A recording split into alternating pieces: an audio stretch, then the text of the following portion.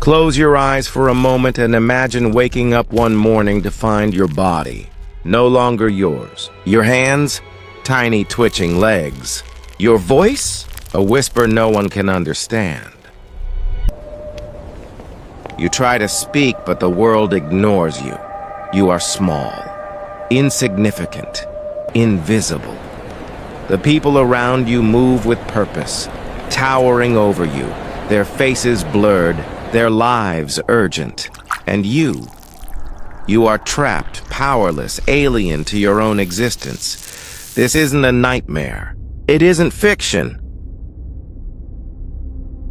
This is Kafka's warning, a prophecy disguised as a story, a mirror held up to modern life. Because the world you wake up to today, the endless work, the faceless crowd, the relentless machine of expectations, is quietly turning you into a creature you barely recognize. Tiny, frightened, forgotten. And the question is, will you notice before it's too late? Franz Kafka, a man who lived quietly, yet whose words have echoed across generations. Born in Prague, Kafka was no ordinary writer.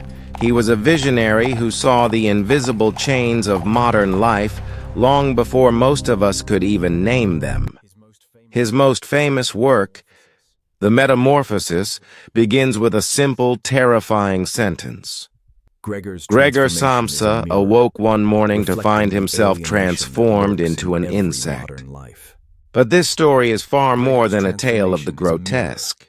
Gregor's transformation is a mirror, reflecting the alienation that lurks in every modern life, the crushing weight of expectations, the suffocating bureaucracy, and the quiet erosion of identity. The offices, the rules, the faceless authority. These are prisons. Kafka's writing feels familiar because it captures the absurdity of our world. The offices, the rules, the faceless authority, the endless routines, these are not merely settings, but prisons. And within these walls, humanity shrinks, becoming something unrecognizable, something insect-like. Humanity shrinks, becoming something unrecognizable, something insect-like. When Kafka tells us about Gregor, he is not speaking of one man's fate.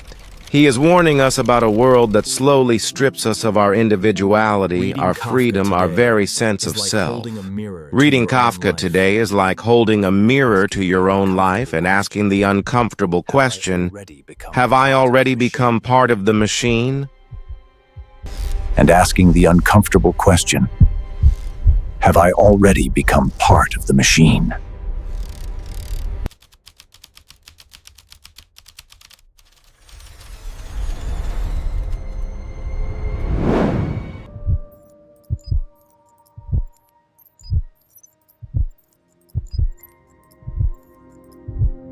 If Kafka were alive today, he wouldn't be writing stories about insects.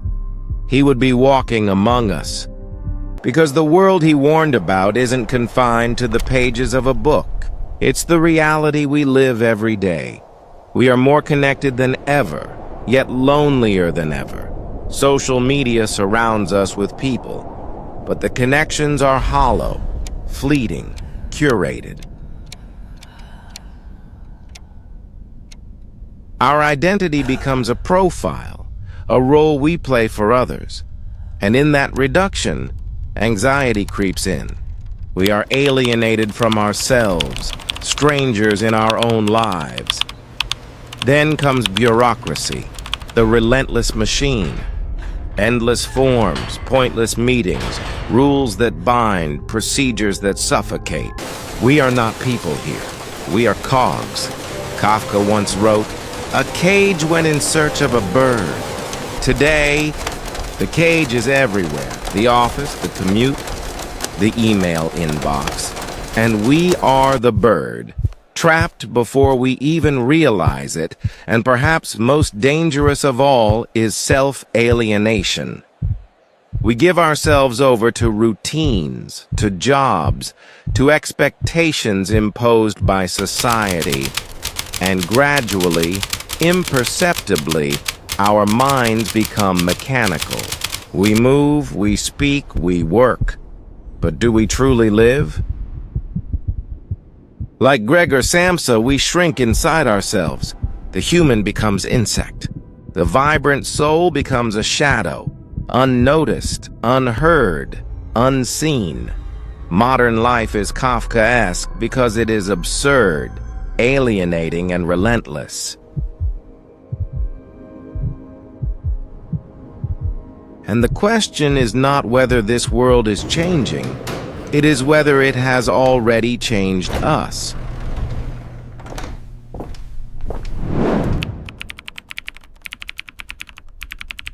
To understand Kafka, we must first understand the mind, the fragile, complex terrain where fear, anxiety, and identity collide.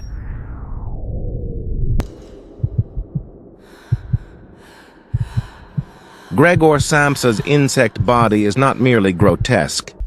It is symbolic. Freud and Jung saw insects as embodiments of repression, shame, and the deep, unspoken fear of insignificance. In modern life, this manifests as burnout, the endless comparison to others, and the constant pressure to perform. We are insects in a digital cage, buzzing relentlessly, unnoticed, yet eternally scrutinized. But the insect is also a mirror of our identity erosion. Every role we play, employee, student, parent, influencer, fractures the authentic self. Expectations and societal norms shape us like clay, molding behavior, constraining desires, and whispering that our worth is measured by function, not being. Story after story, from office cubicles to social feeds, shows us shrinking inside ourselves, mechanical, predictable, alien to our own hearts. And there is the weight of existential dread. Philosophers like Camus and Kierkegaard saw the absurdity of life when humans are reduced to functions. When the world offers no inherent meaning, only tasks, systems, and the relentless march of time. Kafka's warning echoes here. When we are cogs in a machine, our consciousness becomes a quiet horror, aware of our insignificance, yet powerless to escape. To live consciously is to confront these shadows, to acknowledge the insect within, to recognize the erosion of self, and to face the absurdity of life without surrendering to despair. Because within this awareness lies the possibility of reclaiming our humanity.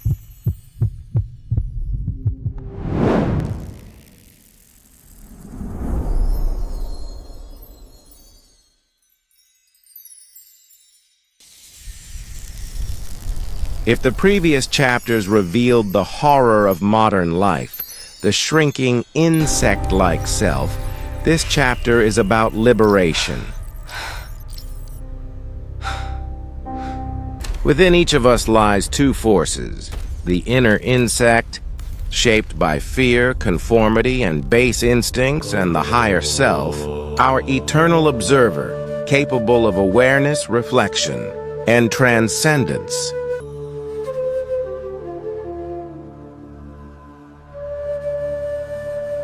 Modern life constantly provokes the insect within. The endless demands, social pressures, and mechanical routines trigger our instincts: anxiety, competitiveness, envy, and resignation. We respond blindly like Gregor Samsa, unaware that we are losing touch with who we truly are. Yet, mystics throughout history, from Buddha to Lao Tzu, have offered a timeless antidote.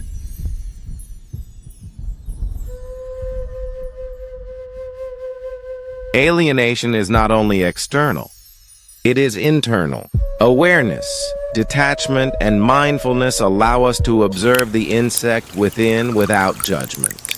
We realize the insect is not who we are. It is merely a part of us that reacts automatically, unconsciously, to the machine of modern life.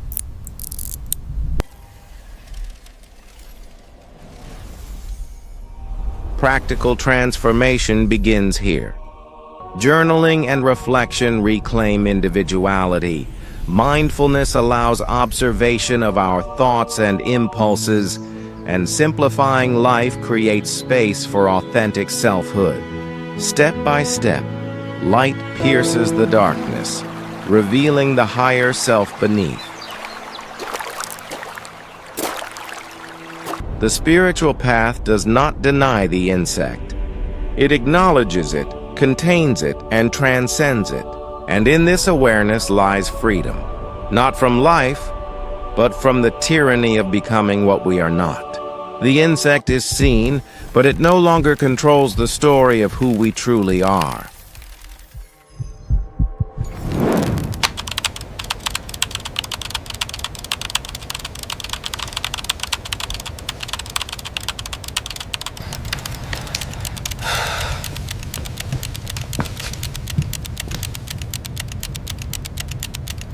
Kafka's warning is not just a story, it is alive around us every day. Look at the office worker, hunched over screens, endlessly typing, emails piling up, deadlines closing in. Burnout is no longer rare. It is the quiet epidemic of modern life. The daily commute, a mechanical ritual of exhaustion, transforms humans into faceless cogs, repeating the same motions day after day. Then there is the social media trap, scrolling, comparing, judging. Likes, shares, and comments become measures of worth. We watch others live curated lives, and we shrink inside, our self-esteem shrinking alongside. The insect inside us stirs, anxious and unseen. Corporate culture amplifies the horror. Employees are units. Productivity scores replace individuality, and creativity is squeezed into molds of efficiency. The human spirit, once free, vibrant, curious, becomes mechanical, unnoticed, replaceable. Consider this. In a typical office, studies show the average worker spends nearly 50% of their day on repetitive, low-value tasks. Millions worldwide experience this, and yet the cycle continues. Kafka's fiction is no longer fiction. It is our reality. And the question is, will we continue shrinking unnoticed in the machinery of modern life?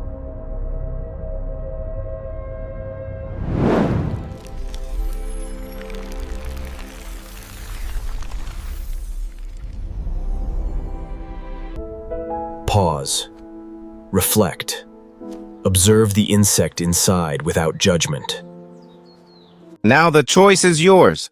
Kafka's warning is not a distant tale. It lives inside each of us. The insect is not a monster outside, but a shadow within. Fear, conformity, apathy, the automatic responses that shrink your humanity. The first step is self-recognition. Pause. Reflect.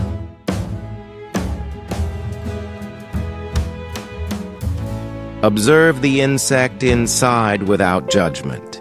Journaling, mindfulness, or simply moments of quiet awareness can reveal the ways modern life has reduced you to a function, a role, an unnoticed cog. Then comes liberation through disconnection. Detach from toxic systems, the endless comparisons, the machinery that demands you shrink. Reclaim your time. Reclaim your time, your mind, your energy. Your energy. Embrace creativity, play, authentic living. Allow yourself to act not because you must, but because you are alive.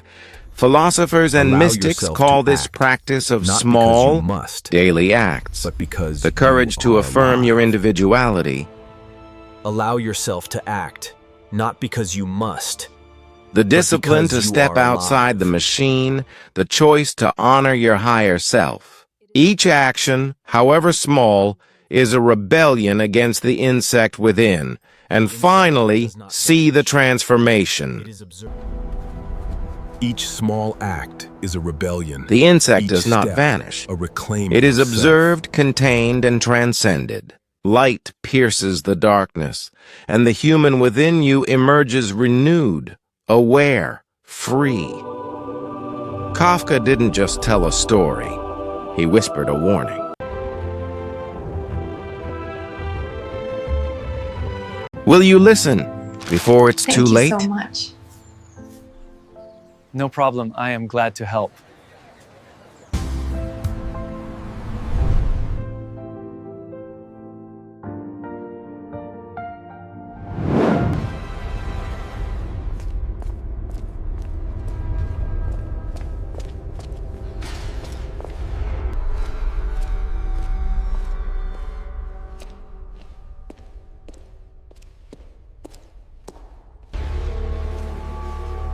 Kafka's world is not confined to books.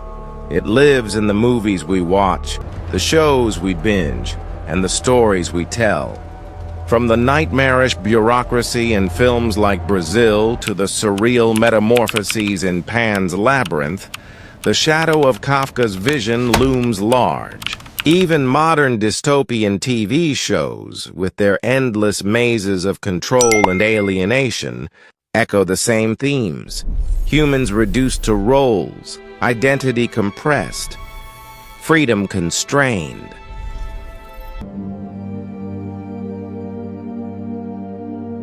But it's not just art. Psychologists and therapists increasingly recognize what they call Kafkaesque patterns in modern life. Chronic stress, social alienation, the subtle erosion of individuality under rigid systems. These are not metaphors. They are lived experiences. From office burnout to social comparison traps to the quiet despair of feeling like a cog in a machine.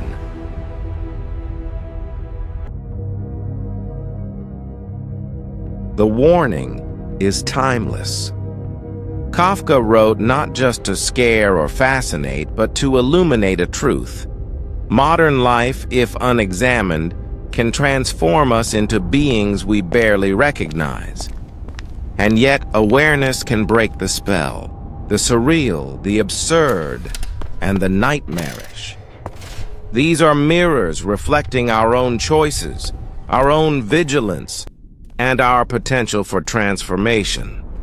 Every film, every story, every psychological insight reminds us Kafka is alive. His warning whispers across generations. And we must listen, not for the sake of fiction, but for the freedom of our own minds.